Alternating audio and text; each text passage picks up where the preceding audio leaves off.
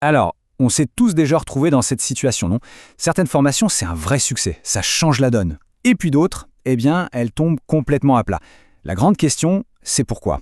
Et bien souvent, la réponse, la clé, elle se cache dans une étape qu'on a tendance à sous-estimer, l'analyse des besoins. C'est vraiment la question centrale. Est-ce que ce qu'on met en place a un impact réel? On va voir ensemble comment une analyse des besoins bien menée, vraiment rigoureuse, c'est la seule façon de s'assurer que nos formations ne sont pas juste des coups d'épée dans l'eau, mais qu'elles répondent à un vrai défi sur le terrain.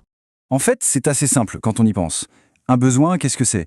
C'est juste un écart, un fossé, si on veut, entre là où on est maintenant et là où on voudrait être. Et le boulot du formateur, son vrai rôle, c'est justement de construire le pont pour traverser ce fossé. Tout par delà, absolument tout. Ok, voilà notre programme. On va commencer par regarder ce fameux fossé de la formation. Ensuite, on va se demander c'est quoi au juste un besoin. Puis, on passera aux choses concrètes avec la boîte à outils de l'analyste et on verra comment passer de l'analyse à l'action. Et pour finir, on comprendra pourquoi tout ça c'est un processus qui ne s'arrête jamais. On commence donc par le problème de base, celui qu'on connaît tous.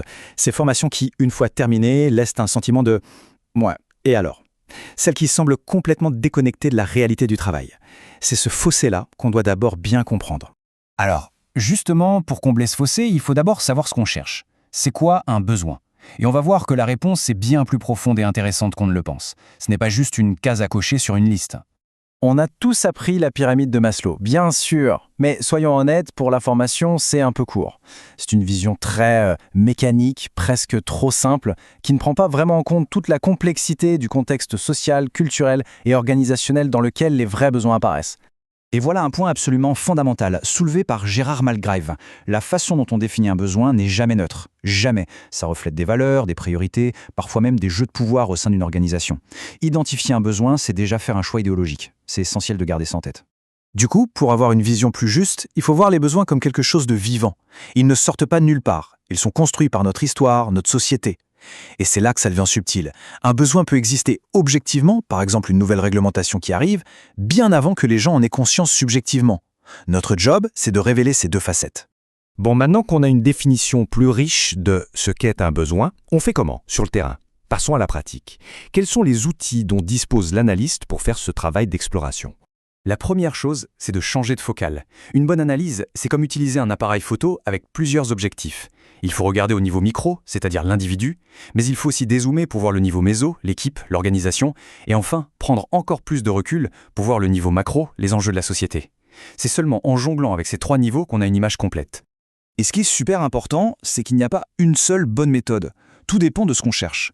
Si on veut une analyse très fine, très pointue, on va opter pour une approche micro, comme le projet TAIL, même si ça demande beaucoup de temps. Si on a besoin d'une vue d'ensemble pour la direction, une approche méso sera plus pertinente et plus rapide. L'art de l'analyste, c'est de choisir le bon outil pour la bonne question. D'accord. On a bien compris ce qu'est un besoin, on a choisi les bons outils, et après, comment on s'assure que cette belle analyse ne reste pas dans un tiroir, mais qu'elle donne naissance à une formation vraiment innovante et utile? L'exemple du projet APTA est juste parfait pour ça. Imaginez une formation pour de futurs maraîchers.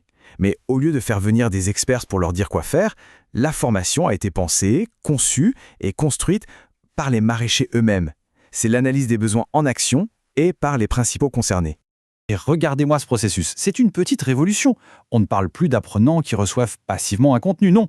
Ils deviennent les auteurs de leur propre formation. Ils analysent leur propre travail, ils identifient leurs propres défis, ils construisent ensemble leurs solutions. C'est un changement de paradigme total.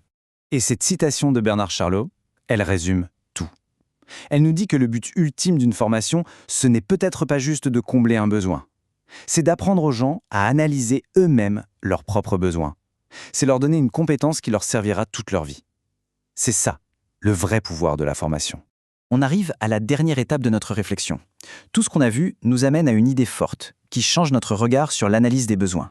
En fait, une analyse des besoins réussie ne donne pas juste des réponses, elle lance une dynamique.